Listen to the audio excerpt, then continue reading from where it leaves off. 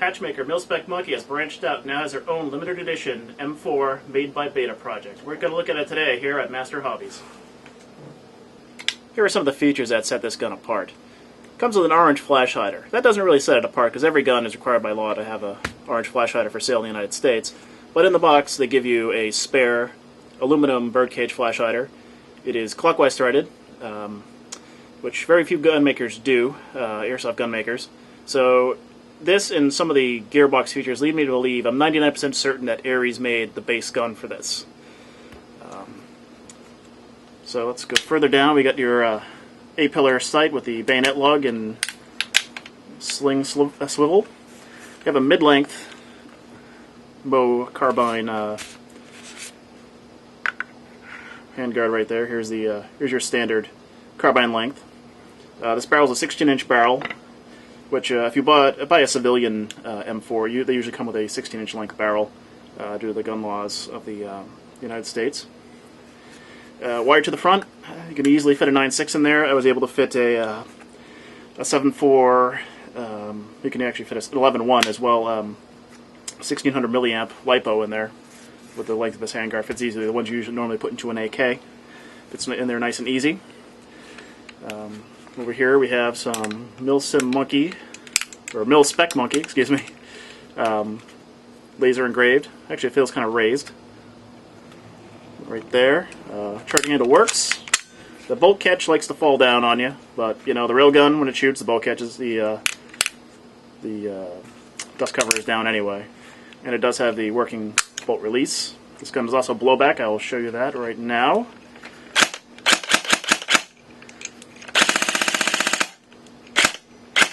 So that's pretty cool.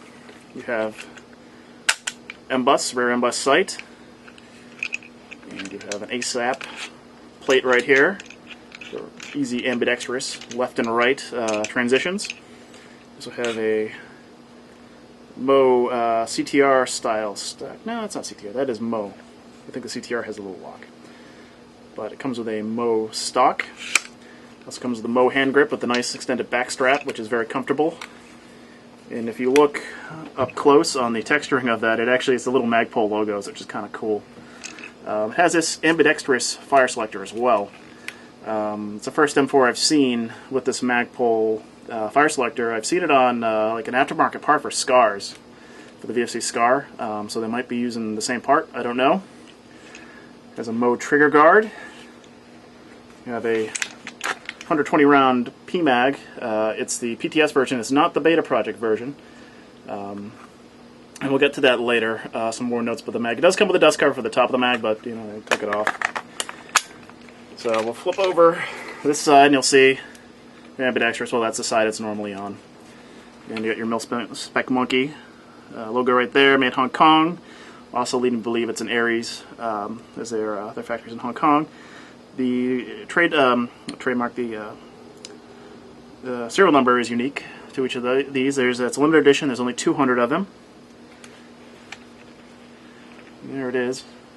Pretty cool looking gun. It's got a nice, sort of a gun bluing finish on the barrel.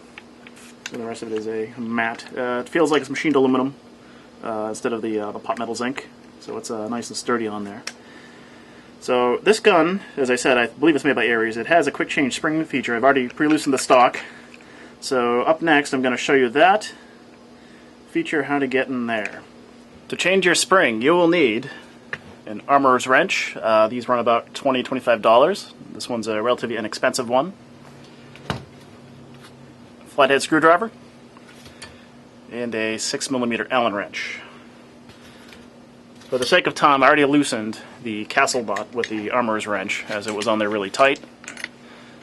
So basically, you just loosen that back till it relieves the tension. You don't need to take the retractable stock off, because we're taking the whole buffer tube off. So you just twist it. It's threaded in like a real AR-15. Keep twisting until it comes off. Set that aside. And when we look in there, we have the slot for the slotted screwdriver. So we'll just crack that off.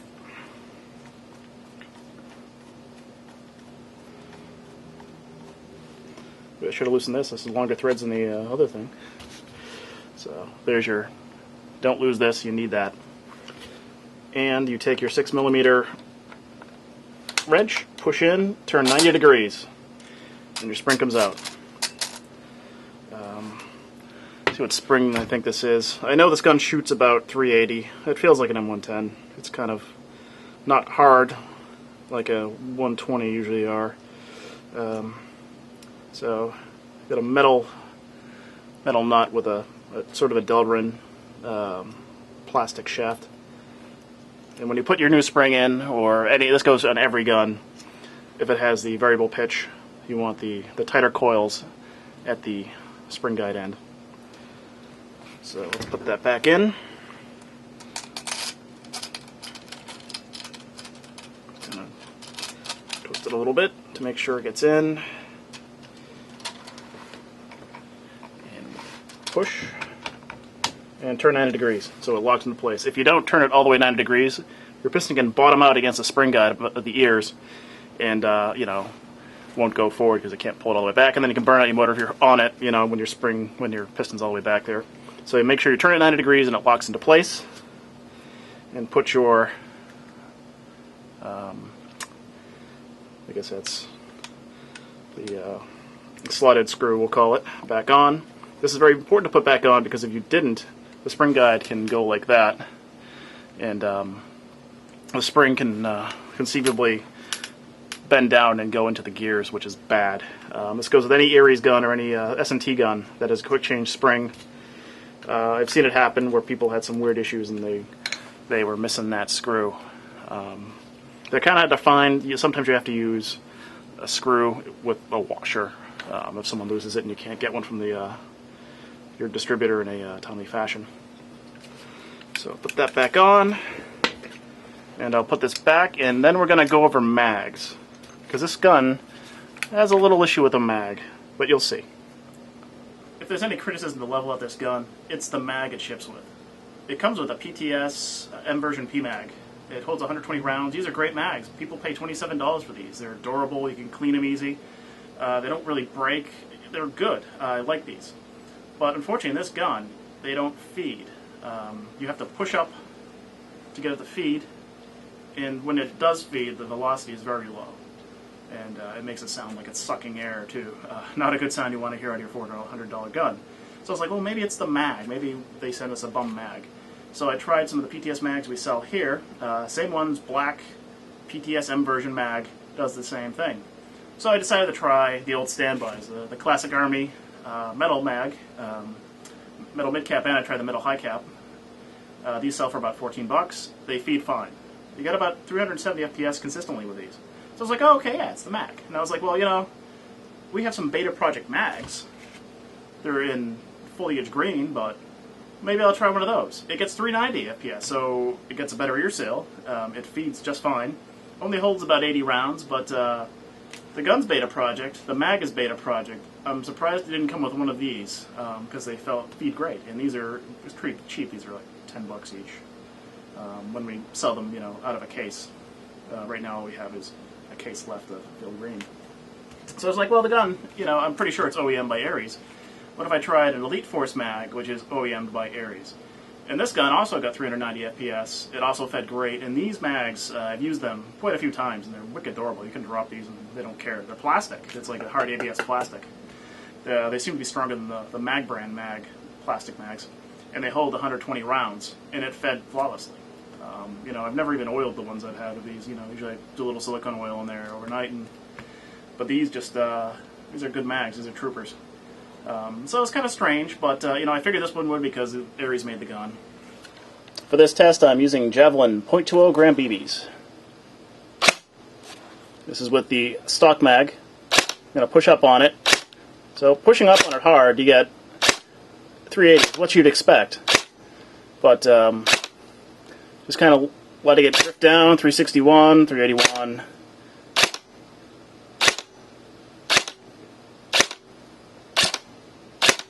Yeah, misfeed. 390. So you really need to push up on the mag. It's 303. See, it doesn't get as great of an air seal. This is with the Elite Force mag. I'm also crowing with Javelin .2 gram BBs.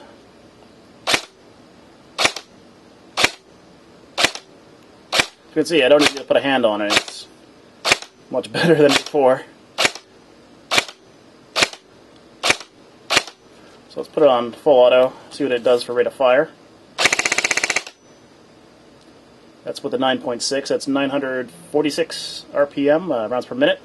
$3.99 might seem like a big ask for a gun that has a mag that doesn't feed right out of the box.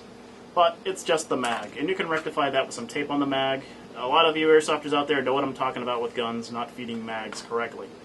And you can get mags that feed correctly. If you want to sell this mag, it retails for like $25 to $30. Sell it to your friend and buy some Elite Force mags or Beta Project mags, which are like $10 each. And, you know, there you go.